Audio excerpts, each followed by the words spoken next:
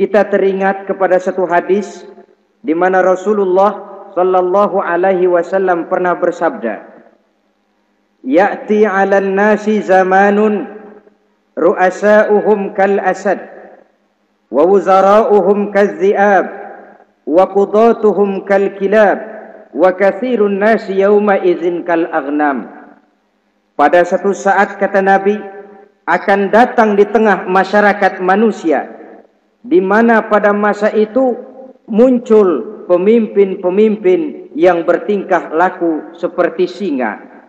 Ru'asa'uhum kal asad. Pemimpin-pemimpin mereka bertingkah laku seperti singa. Saudara kenal singa? Saudara boleh periksa. Di mana ada hutan, singa selalu menjadi raja.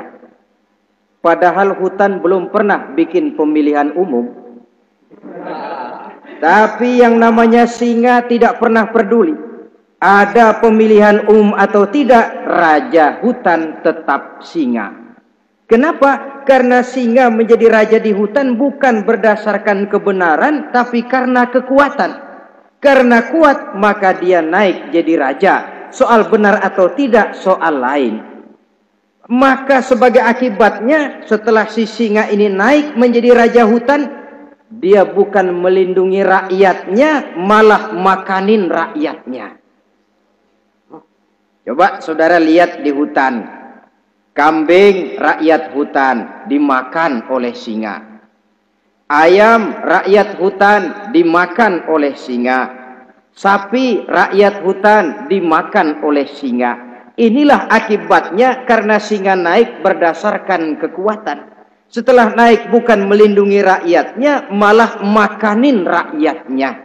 Mental semacam inilah yang dimiliki oleh Raja Namrus laknatullah alaih. Cuma karena rasa ketakutan akan datang orang yang akan menumbangkan kekuasaannya, maka seluruh bayi laki-laki harus dibunuh tanpa dosa apapun.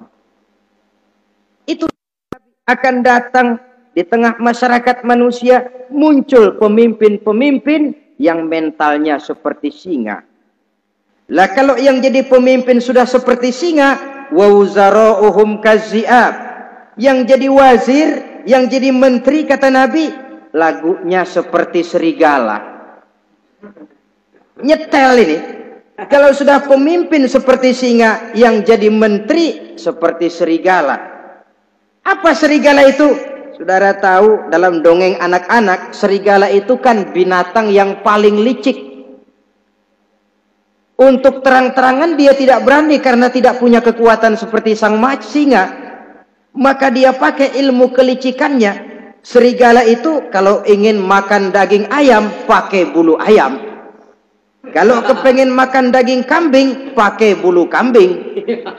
Pendeknya, serigala binatang yang menghalalkan segala macam cara asal tujuan tercapai. Itulah serigala. Lambang dari sifat kelicikan. Lempar batu, sembunyi tangan.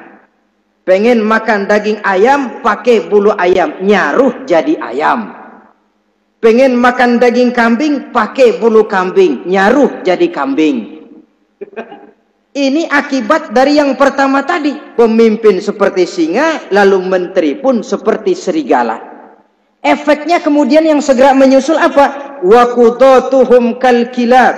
Kalau pemimpin sudah seperti singa, menteri sudah seperti serigala, wa qudatuhum kal kilab, akan muncullah para penegak hukum yang mentalnya seperti anjing. Inna lillahi wa inna ilaihi raji'un. Penegak hukum yang mentalnya seperti anjing itu. Anjing, saudara lihat, anjing akan setia kepada siapa saja yang memberinya daging.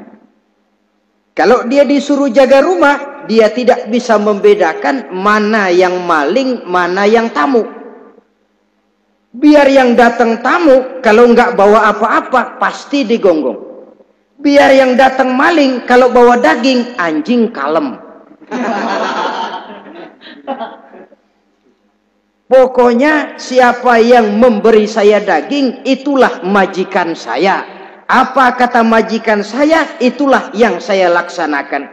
Maka hilang kebenaran hukum, hancur norma-norma keadilan.